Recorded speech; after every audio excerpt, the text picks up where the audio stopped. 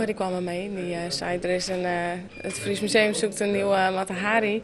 En zo kwam mijn vader, die belde mij daarover. En toen dacht ik, misschien is dat wel wat. Wel leuk, ik doe wel vaker fotoshoots, dus alles is natuurlijk leuk meegenomen. Oké, dat zeker. Je mag constant bewegen hoor. Bij elke verkeer als je gefilmd hebt.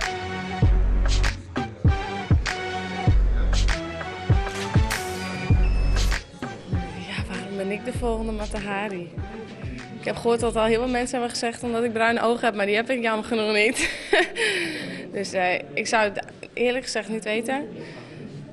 Misschien omdat je net zo seksappeal als haar hebt, geen idee. Mata Hari weer nogal losbandig. Ja. Hield dat ik voor die? Moet ik daar een antwoord op geven? Nee, ik heb een vriend, dus wat dat betreft, nee. Goed zo. Laat je handen daar, dan lijkt steeds meer aan.